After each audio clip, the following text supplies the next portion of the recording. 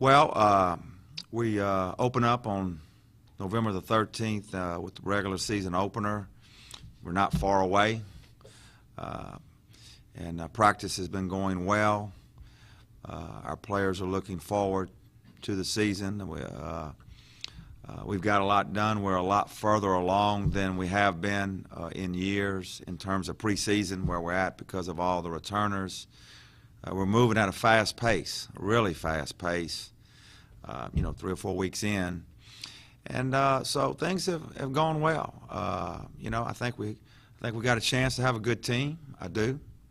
I think we have a tough schedule, non-conference schedule, probably tougher than last year. No question tougher than last year. But, I think we have a team that can go play it and see what happens. I don't know where it's all going to end up when it's all said and done, but I do think that from what I've seen in pre-summer and preseason, I know what bad looks like. I've seen it firsthand, and this looks pretty good. Our team looks pretty good, and so we'll see how we finish at the end. But it sure feels good right now to kind of be in this position where you got pretty good players. The depth of our team, talent-wise, is better than it's been in a long time. Practices are really competitive. Experience is high. Confidence is high. Some of our players really, confidence is tremendous right now. So, things are going well. We haven't played a game. I wish it'd stay like this all the time. It'd be pretty good. It'd be a hell of a job. But unfortunately, we got to start playing games. But we're looking forward to it. The kids are, and we'll see how it goes. You guys at this point, you've been practicing for so long, and you kind of see what's ahead of you next week. Are they getting a little antsy, like looking forward to finally getting out there and playing a game? Well, we've been, yeah, they are. I mean, you go through the middle of the preseason, about right in the middle. And every program kind of goes through this. You have those grind days, where it's not the beginning, and it's not right before it starts, and it just gets kind of tough in the middle. And we're just kind of coming out of that stage right there. And we had about a week where, it was pretty tough. But this group has been a little different in that the action has been so competitive. I mentioned earlier that 1 through 13, our talent base is better than it's been since in the last 5 years since I've been here. It's not the greatest I've ever been around. It's the best I've had here in the last 5 years. And so what that has done is it's practice has been competitive. So that in itself has been kind of neat to watch the players go through. I don't think they're thinking much about the start of the season and hey, practice is getting. No, they trying to have a good day in practice today because things have been so competitive. Pretty neat to have from where we've been. I was about to say that's got to make you feel good as a coach. Well, it does. It does. I mix up the teams every day. Where we don't just have one guy or one group together, and it's made it very, very competitive, very competitive. And with all that said, I'll give you a few guys that have looked really good. Majuk Dang has looked outstanding. Man, I hope he can really bring this to the season because he looks good. He looks like an all-conference player. And he has all summer and the fall. It hasn't stopped. He looks good. I really hope for his sake and for our sake that he can really bring that to the season. He's looked really well. Two key guys, I think, that are going to be important to our success or failure, but particularly our success. One of them was right here, Jamal Samuel. Jamal's got an ability to can score points. With the loss of Tyler, we as a team are going to have to pick up the scoring slack at times for Tyler. Jamal can be a big part of that. He's an important kind of part of that improvement. Also, Justin Roberson is another guy that has played well in the preseason. His decision-making has gotten a lot better a lot better. So much so we've been able to use him at the point to spell Nick a little bit more. In practice we've been able to do it. We got to see if we can do it in games. And but he certainly has improved. And you know, those two guys, all the seniors are important. They are. And but you know, I mentioned those three guys have really kind of, you know, had some really good days. I asked him all the same question. I'll ask you. You know, last time we talked, we discussed, you know, the way the preseason poll shook out and how, you know, it was nice to be well thought of around here now. Right. But you know, looking how it's shaking out, seeing how, you know, ULL's up there at #1, and you know, that's a team you got swept last year. Do you think there's any motivation from that to you know, go out there and show people you guys can not only compete with them but win this conference? Oh, you know, I don't think our guys think about all that. I think they read it one day. We talk about it that day. Hey, they picked us third.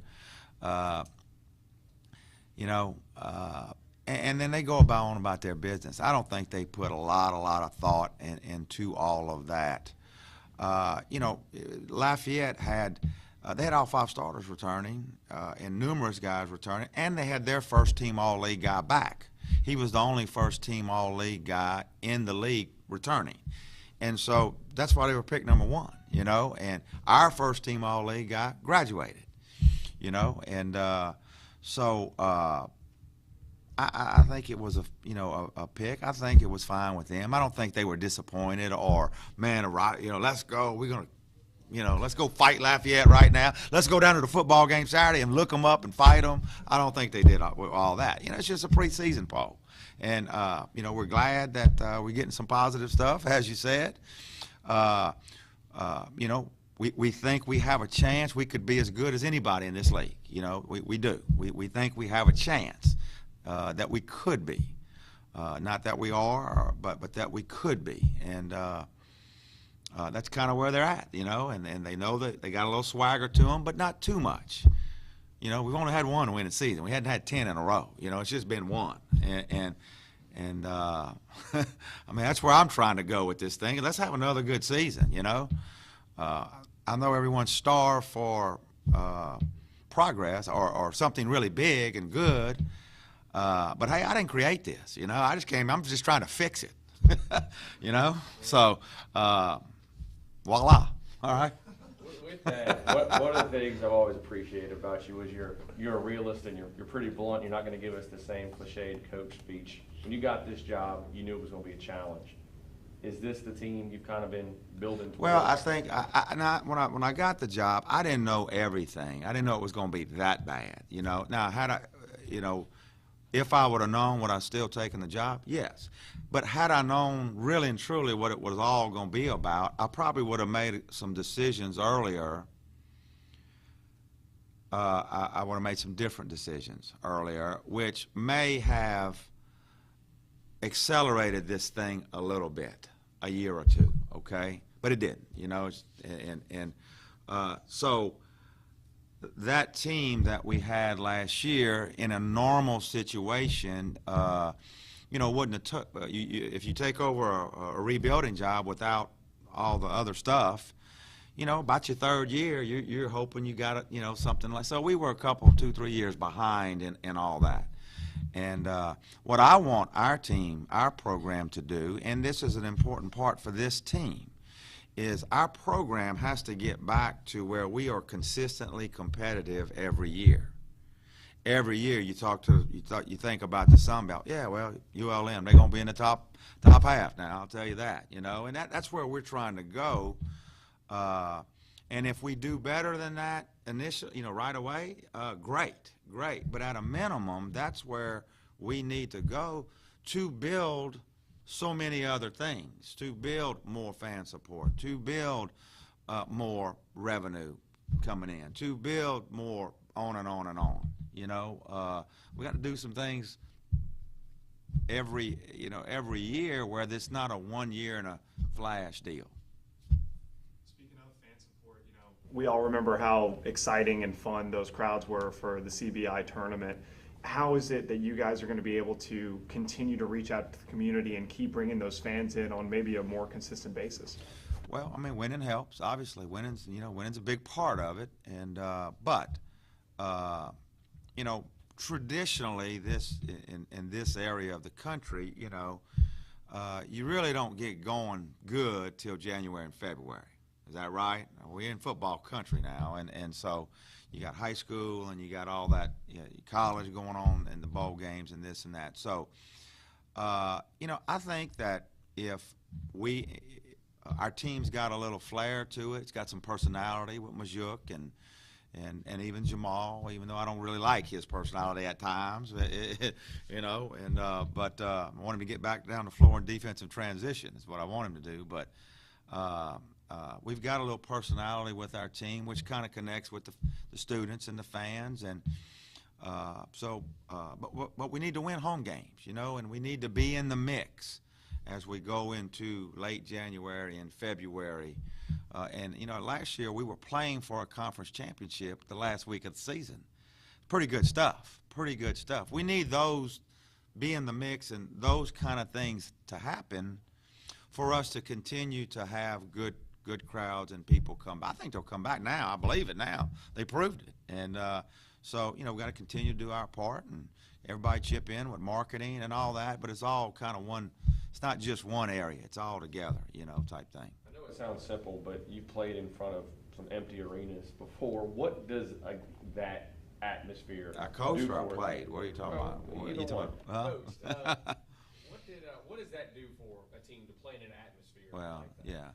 yeah, it really, I think, can spur what it has with some of our players, which is confidence and pride. I mean, those words that you hear on bulletin board walls or locker room walls. That's the kind of stuff that helps those kids. Confidence, pride. Pride in their school, in their school, all those things. Enthusiasm to want to be a good player and have another good team, and all those funny little words that you hear from coaches from time to time. The crowd helps that, So I think it has spilled over so far with us. It has. And these 5 seniors now, they've got really good confidence. They got confidence in their own game and in what we're doing and the way we're playing, and that feels pretty good as a coach. That's where you're at. That your older guys kind of believe in what you're doing and like it, and it's their little niche, and all that thing all those things came out of that run last year at the end of the year. Is there, excuse me, not to, I guess, bring down the mood, but is there any concern with, we're talking about confidence and high preseason rankings. I'm guessing that you wouldn't want your guys to read into it too much. Obviously these games still have to be played out on the court regardless of how the preseason rankings are. Is there any concern at all of just getting a little bit too caught up in the hype? I don't think so. I don't think so. I don't think we've done enough yet to be that overconfident. I really don't, and I don't think our players. I think we had a nice little run. That's what it was. It was a good little run, and it spurred enthusiasm not only with our community, our students, but with our own players. And they got a little taste of success is what happened. And I think they'd like a little more of it, and it tasted pretty good. And so I don't think there'll be any kind of overconfidence, any of that at all. I just think that they're excited and they know, it's going to be tough, but they want to go get a little bit more of it again. That's kind of the mode we're all in. Okay. Thank you, guys. See y'all in about a month.